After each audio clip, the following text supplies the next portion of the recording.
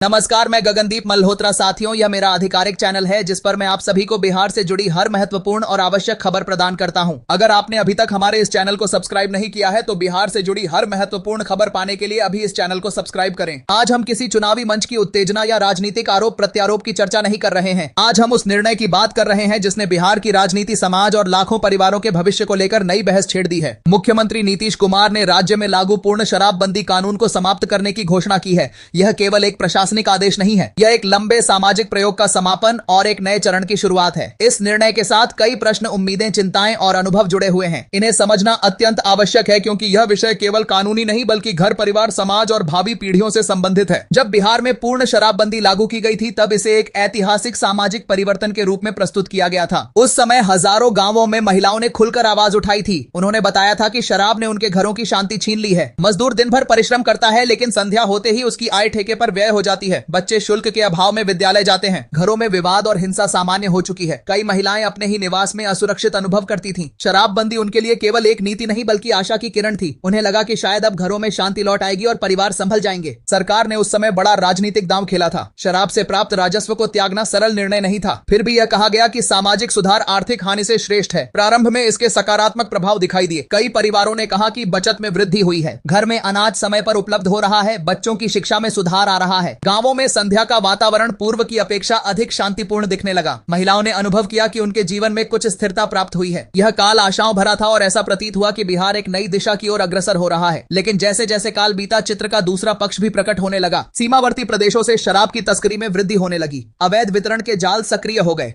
प्रतिबंध के बावजूद शराब की उपलब्धता पूर्णतः समाप्त नहीं हुई बल्कि वह गुप्त रूप धारण कर ली। कई बार विषैली शराब की घटनाएं घटी जिनमें निर्दोष व्यक्तियों की जानें गईं। इन प्रसंगों ने समूचे राज्य को हिला दिया और यह प्रश्न उठाया कि क्या पूर्ण प्रतिबंध वास्तविक उपाय है या समस्या को और उलझा देता है। कानून के अमल को लेकर भी गंभीर प्रश्न उत्पन्न हुए। पुलिस पर इल्जाम लगे कि कई प्रकरणों में निर्दोष व्यक्तियों को भी कठोर धाराओं में उलझा दिया गया। जेलों में कैदियों की संख्या में इजाफा हुआ। न्यायालयों में लंबित प्रकरणों का भार बढ़ गया। प्रशासनिक संसाधनों का विशाल भाग इसी कानून को लागू करने में व्यय होने लगा। कुछ विशेषज्ञों ने कहा कि किसी भी सामाजिक कुरीति से निपटने के लिए केवल दंड आधारित दृष्टिकोण पर्याप्त नहीं होता। जागरूकता, उपचार और पुनर्वास भी समान रूप से अनिवार्य होते हैं। इसी दौरान महिलाओं के अनेक समूहों ने चिंता व्यक्त की कि यदि शराबबंदी समाप्त हुई तो फिर वही पुराने कष्ट लौट सकते हैं। पारिवारिक हिंसा में वृद्धि हो सकती है। परिवारों की वित्तीय स्थिति प्रभावित हो सकती है। बच्चों की शिक्षा पर प्रतिकूल असर पड़ सकता है। उनके लिए यह विषय सैद्धांतिक विवाद नहीं बल्कि दैनिक जीवन से संबद्ध है। दूसरी ओर व्यापार और अर्थव्यवस्था से जुड़े कुछ वर्गों का मत था कि नियंत्रित और स्पष्ट लाइसेंस व्यवस्था अवैध धंधे को घटा सकती है और राज्य को आय भी प्रदान कर सकती है। अब जब सरकार ने शराबबंदी समाप्त करने का फैसला लिया है तो उसका तर्क है कि परिवर्तित परिस्थितियों में नई नीति की जरूरत है। कहा गया है कि अवैध तंत्र को समाप्त करने के लिए स्पष्ट और नियंत्रित प्रणाली अधिक कारगर सिद्ध हो सकती है। आय को स्वास्थ्य और सामाजिक कल्याण कार्यक्रमों में निवेश किया जा सकता है। साथ ही कानून के दुरुपयोग को रोका जा सकता है। यह भी कहा गया कि जब कोई नीति अपेक्षित फल न दे तो उसमें संशोधन या परिवर्तन अनिवार्य हो जाता है।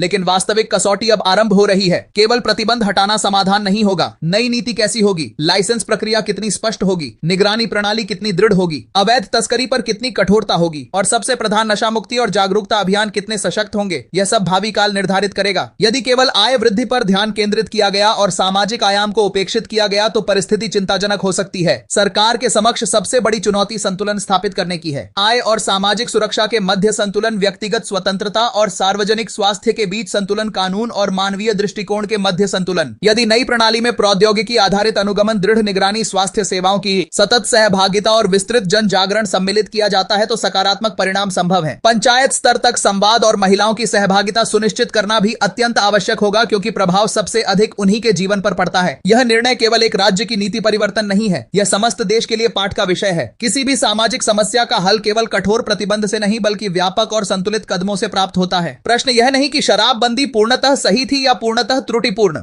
प्रश्न यह है कि आगे का मार्ग कितना उत्तरदायी और संवेदनशील होगा। क्या नया मॉडल परिवारों को सुरक्षा प्रदान करेगा? क्या बच्चों का भविष्य सुरक्षित रहेगा? क्या समाज में संतुलन कायम रहेगा? अब इस समग्र विमर्श का सबसे मानवीय आयाम सामने आता है। वह है परिवार की दैनिक जीवन शैली। किसी भी नीति का चरम प्रभाव आंकड़ों में नहीं बल्कि रसोई की ज्वाला में, बच्चों की हास्य में और घर की शांति में प्रतिबिंबित होता है। यदि नई प्रणाली अमल में आती है तो यह जांचना होगा कि क्या मजदूर की आय सुरक्षित रहेगी, क्या घर का बजट संतुलित बना रहेगा, क्या पत्नी को पुनः वही आशंका नहीं सताएगी कि संध्या होते ही वातावरण परिवर्तित परिवर्तित हो जाएगा। नीति परिवर्तन सरल है, लेकिन विश्वास पुनः अर्जित करना कठिन होता है। इसलिए सरकार को केवल प्रशासनिक नहीं बल्कि भावनात्मक स्तर पर भी संपर्क स्थापित करना होगा। लोगों को आश्वासन देना होगा कि यह प्रयास समाज को अस्थिर करने के लिए नहीं बल्कि अधिक व्यावहारिक उपाय खोजने के लिए उठाया गया है। अंत में यही कहना चाहूंगा कि किसी भी परिवर्तन को केवल भावनाओं से नहीं बल्कि विवेक और दायित्व से मूल्यांकन करना चाहिए। विमर्श हो, प्रश्न उठें, सुझाव प्राप्त हों और प्रणाली को उन्नत बनाने का प्रयास निरंतर रहे।